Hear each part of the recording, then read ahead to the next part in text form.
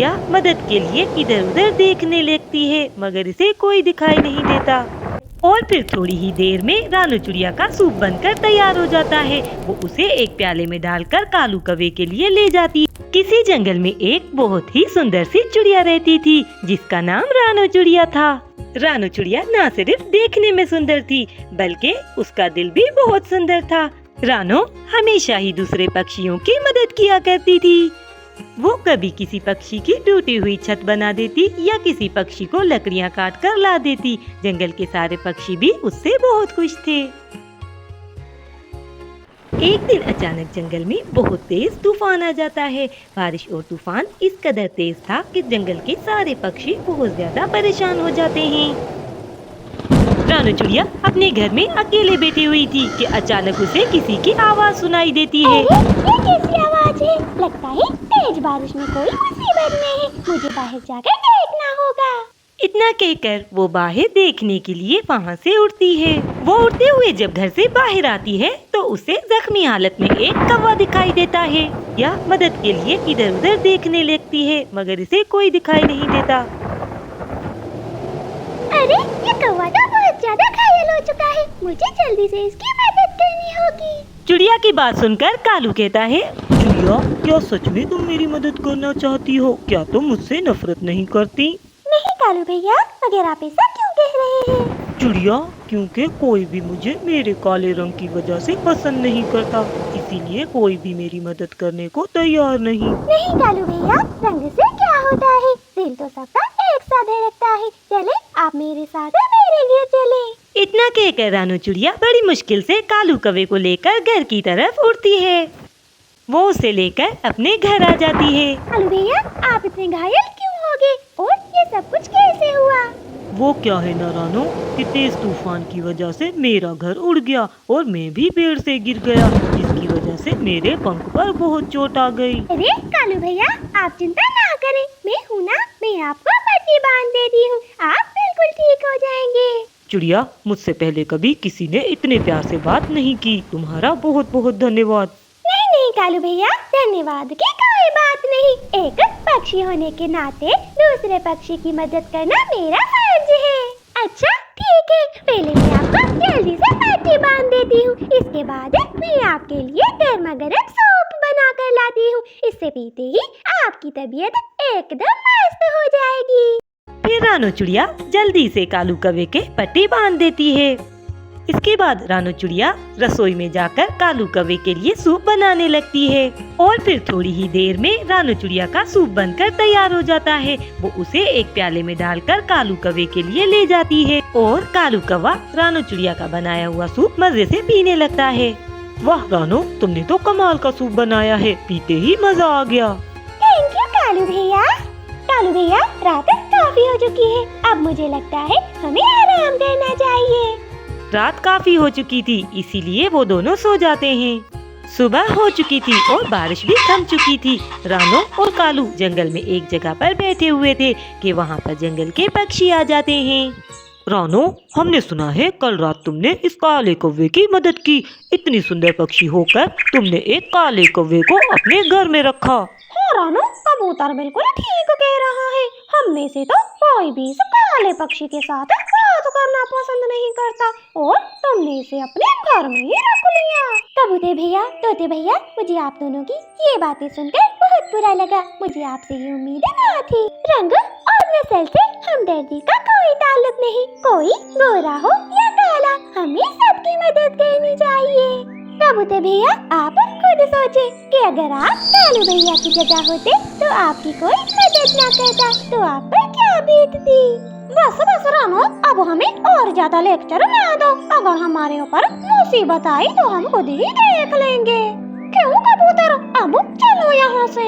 रानू चिड़िया से इतना कहने के बाद वो दोनों वहाँ से चले जाते हैं। रानू, मुझे माफ कर दो, मेरी वजह से तुम्हें ये सब कुछ सुनना पड़ा। नहीं नहीं कालू भैया, आप माफी क्यों मांग रहे हैं? आपका कोई दोष नहीं, बल्कि दोष तो उन दोनों का है जो उनको सिर्फ सुंदरता ही दिखती है। मगर आप चिंता ना करें, मुझे ऐसे पक्षियों की बातों का कोई फर्क नहीं पड़ता। मैंने हमेशा ही दूसरों की मदद की है और आगे भी करती रहूंगी। रानो, तुम्हारा दिल बहुत अच्छा है और मेरा भी तुमसे वादा है कि मैं तुम्हारी तरह मुश्किल में फंसे हुए पक्षियों की हमेशा मदद करूंगा। कुछ दिनों बाद जंगल में फिर से तेज तूफान आ जाता है।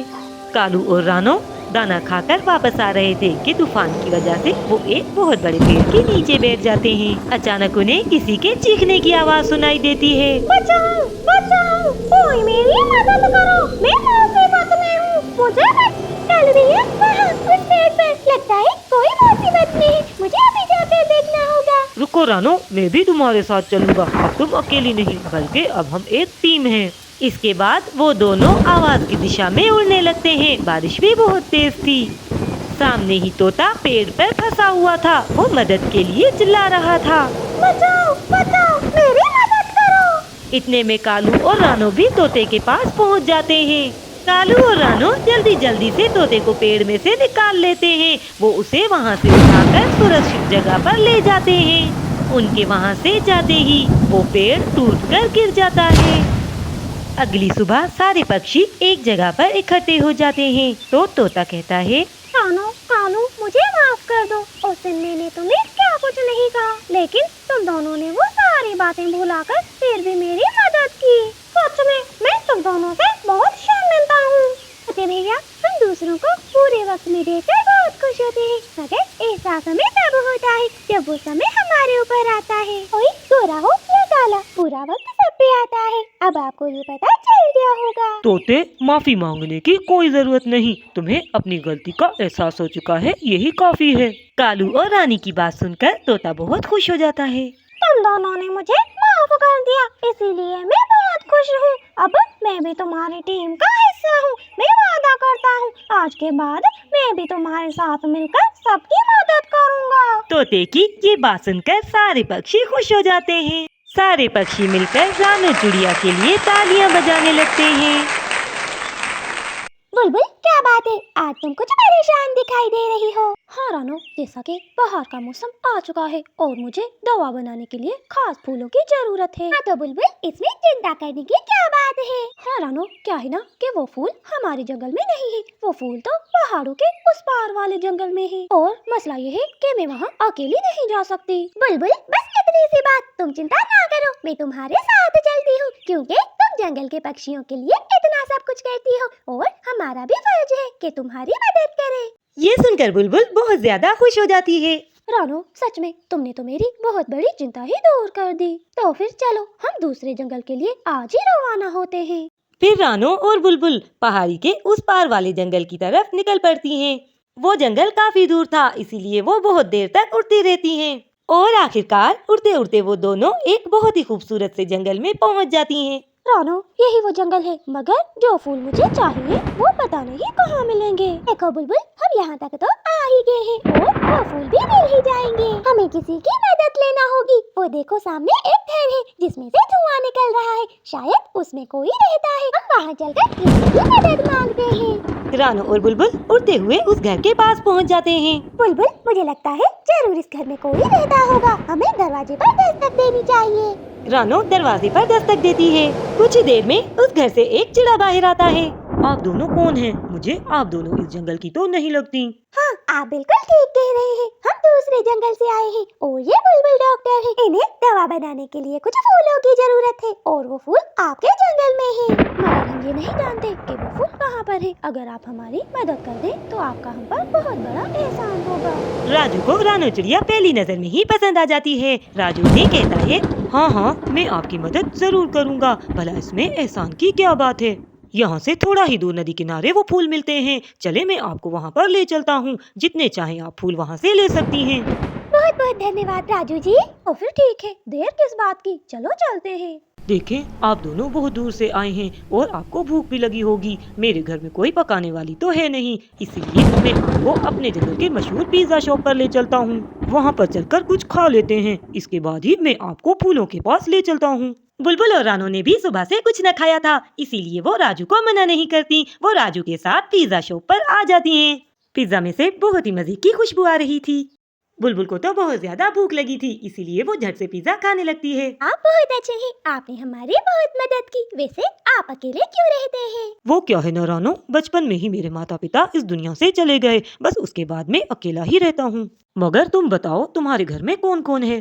बस मेरी कहानी भी कुछ आपकी तरह ही है, मैं भी अकेली ही रहती हूँ। जंगल के कुछ दोस्त हैं जिनके साथ समय गुजर जाता है, जैसे बुलबुल डॉक्टर, ये बहुत अच्छी दोस्त और डॉक्टर हैं। इसी तरह वो दोनों आपस में काफी देर तक बातें करते रहते हैं और थोड़ी ही देर बाद राजू उन्हें एक सुंदर सी नदी पर ले आता है, जहाँ पर बहुत ही सुंदर सुंदर से फूल खिले थे।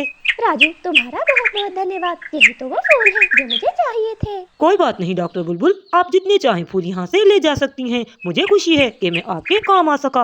राजू जी, बुलबुल डॉक्टर बिल्कुल ठीक कह रहे हैं, आपने हमारा बहुत साथ दिया, वाकई आप बहुत अच्छे हैं। रानो, वैसे भी काफी देर हो चुकी है, अब हमें फूल लेकर चलना चाहिए। हाँ, बातें करते करते समय का पता ही नहीं चला और हमें चलना चाहिए अब। फिर रानो और बुलबुल वहाँ से ढेरों फूल लेकर चले जाते हैं।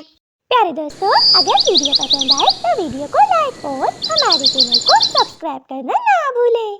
और फूल लेकर वो दोनों घर पहुँच जाती हैं।